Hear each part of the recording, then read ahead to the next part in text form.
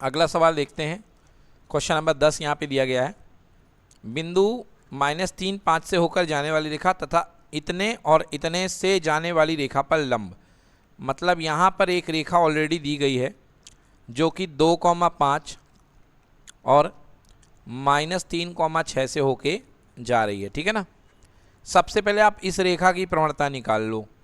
मैंने मान लिया इसकी प्रवणता m1 है। कितनी है इसकी प्रवणता?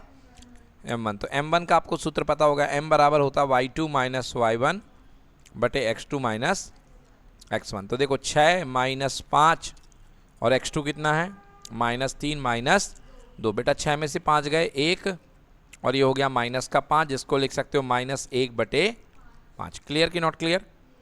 अब कह रहा है कि इसके लंबवत एक रेखा है जो कि बिंदु किससे जा रही है?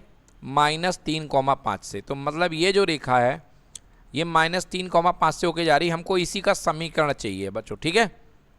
अब देखो इसकी प्रवणता आपने क्या मानी है? m1। और इसकी प्रवणता क्या है बेटा? m2। मैंने पढ़ाया है कि अगर दो रेखाएं लंबवत होती हैं तो उनकी प्रवणताओं का गुणनफल कितना होता है? -1। याद है कि नहीं याद है? भाई दो केस कराए थे ना, एक समांतर के और एक लंबवत के। तो दो रेखाएं अगर समांतर हैं तो उनकी प्रवणताएं एक दूसरे क्या होती हैं? बराबर होती हैं। याद आ गया? और दो रेखाएं एक दूसरे के लंबवत हैं तो एक की प्रवणता m1 है, दूसरे की m2 है। तो रूल क्या होता है? दोनों का गुणनफल m1 × m2 कितना होता है बच्चों? -1, ठीक है ना। तो m1 × m2 = -1 बेटा। तो m2 बराबर -1/m1। याद रख लो। मतलब सीधे सीधे जो प्रवणता आई है उसको -1 में डिवाइड कर दो।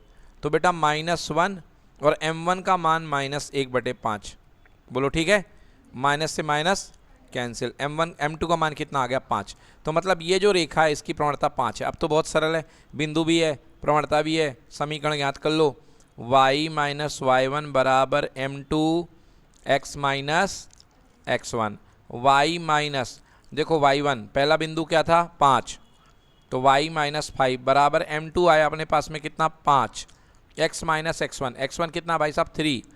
तो ये x + 3 हो जाएगा। -3 तक हो गया +3, है ना। सो y - 5 = 5x और प्लस का कितना हो गया? 15। कितना हो गया? 15, ठीक है। चलो इसको देखो। सो 5x, है ना। इसको और सॉल्व कर लो। तो y बराबर 5x + 15 और प्लस का कितना? 5। तो y बराबर 5 का x और 15 और 5 कितना हो गया बच्चों? 20। तो ये उत्तर आ गया आपका y बराबर 5x + 20। चलिए उत्तर देखते हैं। ये देखिए, ये ऐसा दिया हुआ है तो बना लेते हैं, कोई दिक्कत नहीं है स्टैंडर्ड फॉर्म में।